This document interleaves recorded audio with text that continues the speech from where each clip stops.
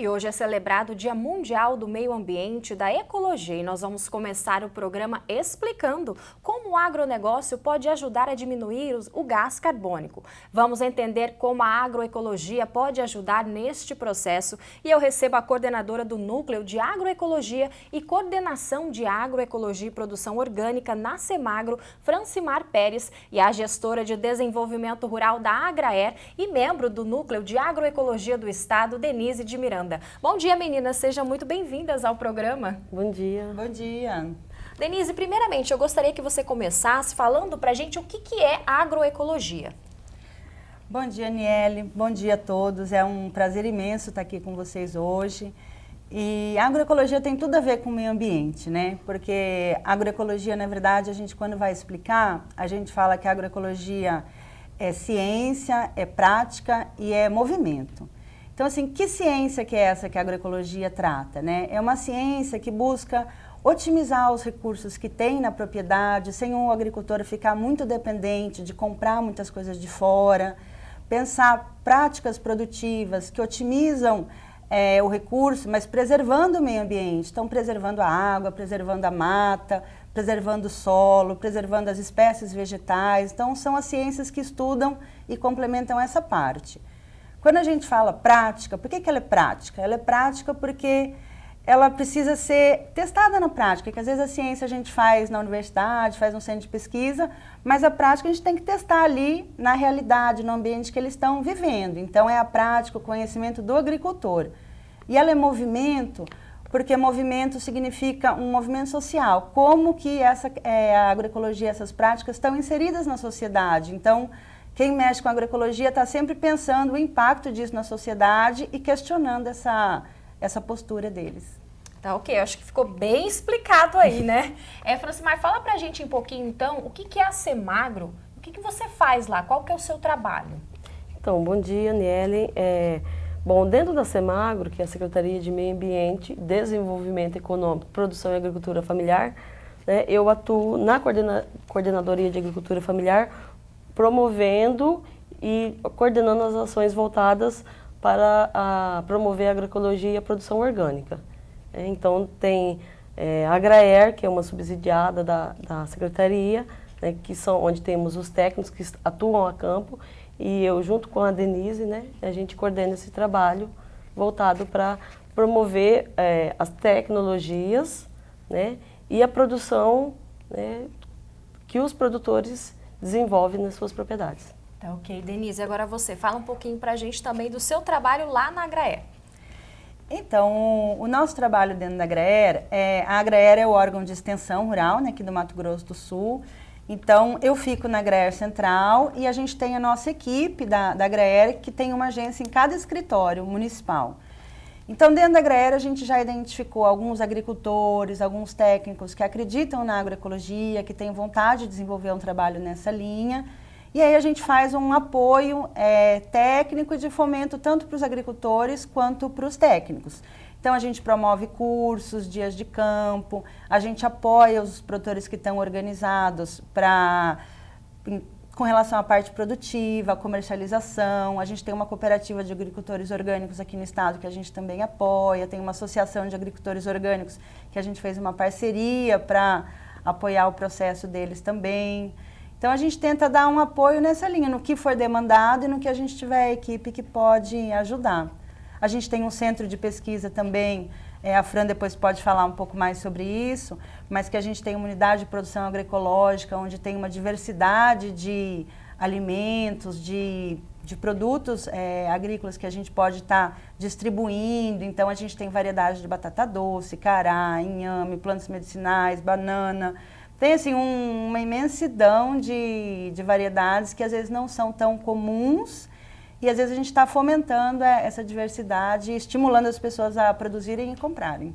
Daqui a pouquinho, então, a gente vai falar um pouquinho mais sobre a agricultura orgânica, né? Agora vamos falar um pouquinho, então, da agricultura sustentável. O que é a agricultura sustentável e por que ela é importante para o meio ambiente? Fala um pouquinho para a gente, Francimar. Então, a agricultura sustentável, na verdade, é aquela que se preocupa em adotar tecnologias que sejam sustentáveis, né? O próprio nome diz, né?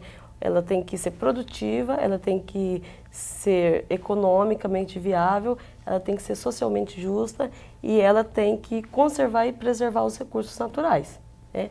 Então, você, por exemplo, dentro da agricultura, você adotar o manejo integrado de pragas, que é um pacote tecnológico, você minimiza o uso de agrotóxicos, que muitas vezes são prejudiciais para o meio ambiente, né?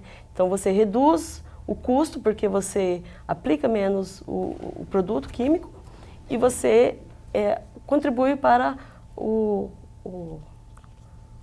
meio ambiente. Exatamente. Isso, você utiliza menos, então, o produto. Na Racionaliza. realidade, você aprende a utilizar melhor corretamente. aquele produto. Corretamente. Isso. E a Agraera, ela traz esses ensinos, né, Denise, para as pessoas, para os agricultores familiares mesmo, leva cursos. Como que funciona essa parte da agricultura sustentável? Então, através, por exemplo, quando a gente vai promover a diversificação, quando você tem uma diversificação na propriedade, você chama os inimigos naturais das plantas. Então, se você não tem só uma monocultura de um produto, ou de um alimento, ou de uma prática agrícola, você tem a outra que às vezes vai chamar um inimigo natural daquela planta. Ou a gente estimula, por exemplo, o cultivo de flores, que também atraem os inimigos naturais.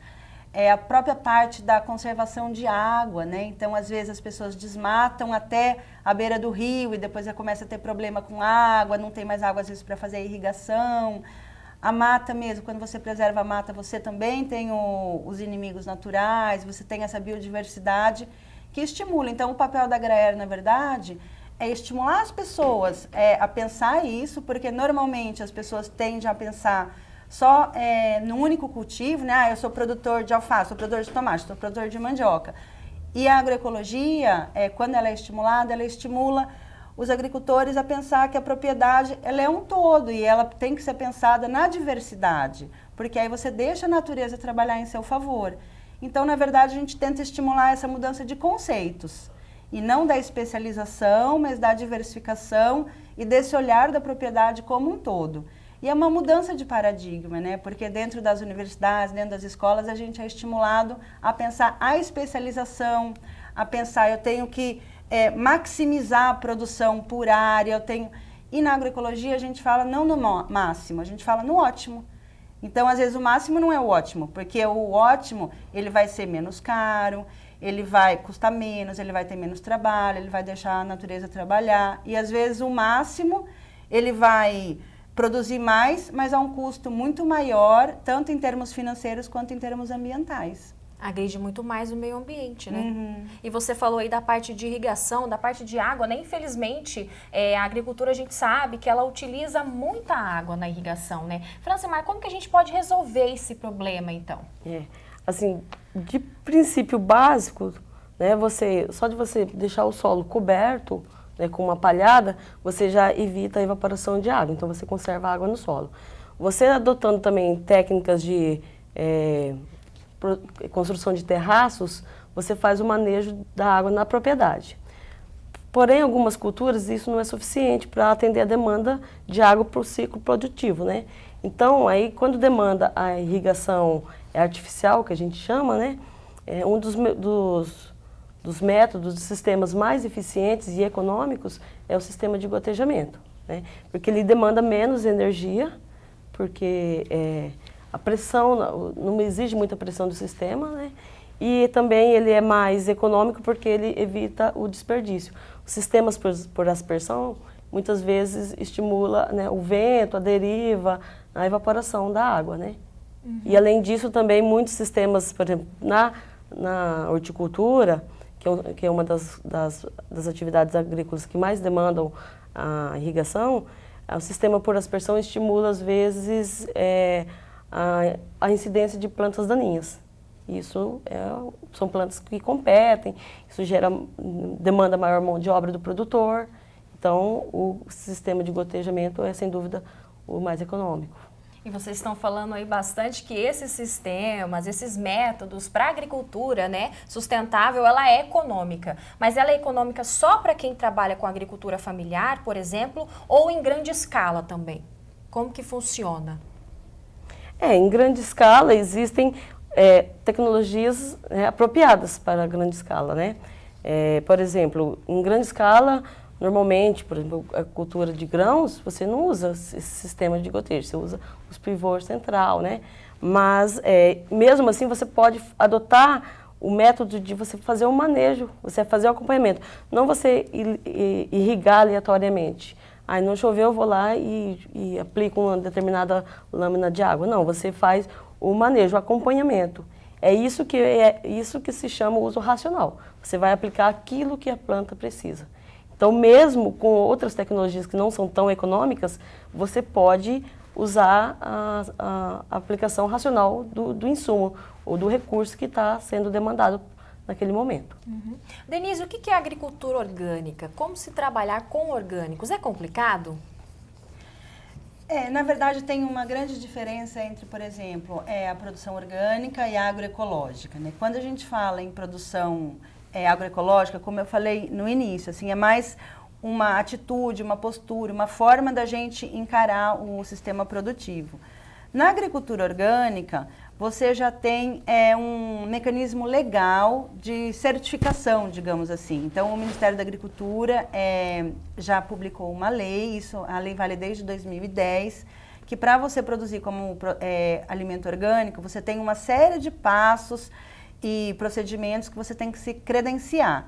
Então, aí você tem que ver como é o seu sistema de manejo no solo, o uso dos produtos que você faz, essa questão da diversidade que você tem. Esse processo, ele se credencia no Ministério da Agricultura, mas ele tem que fazer antes um plano de manejo da propriedade, dizendo tudo que ele vai fazer, como vai fazer, e aí ele vai atrás dessa certificação. Existem 3 formas. Uma por auditoria, onde você contrata uma empresa para fazer isso.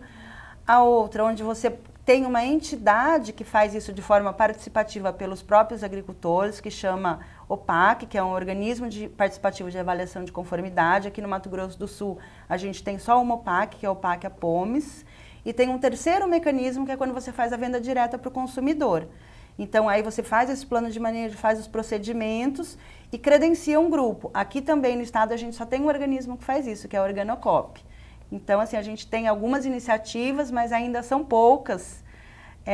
Se não me engano, são aproximadamente 140 agricultores certificados como orgânicos aqui no estado do Mato Grosso do Sul.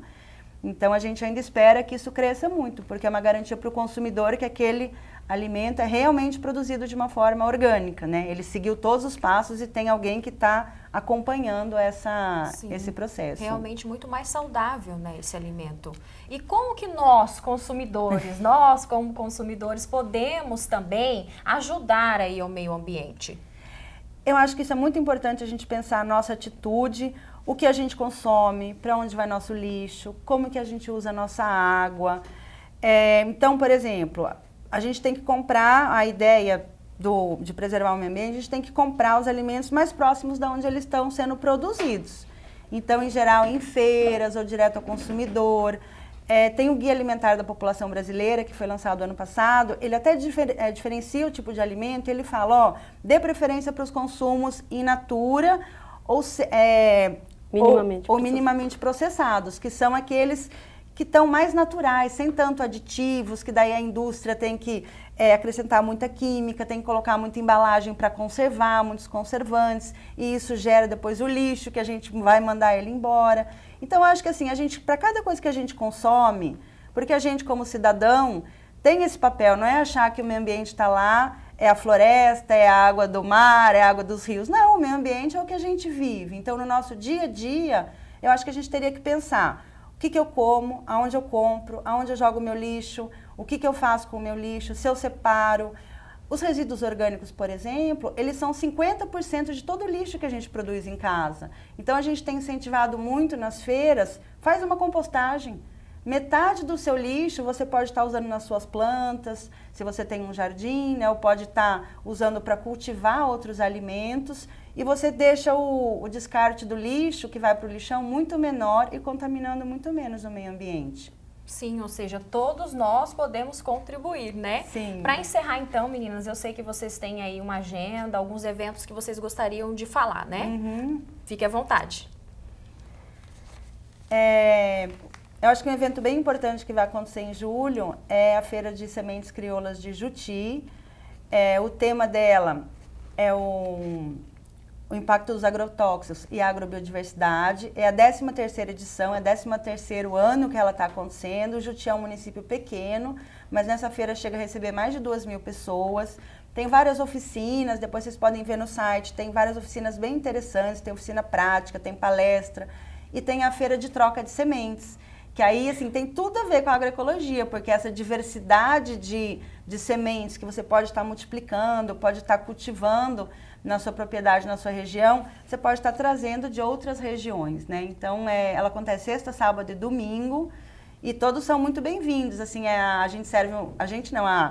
organização serve um alimento subsidiado, para o pessoal poder participar, né? Então tendo a refeição, então a gente convida todo mundo para ir, levar sementes, participar mesmo, para estar multiplicando e tendo essa diversidade nas propriedades. Tem mais um evento também, né?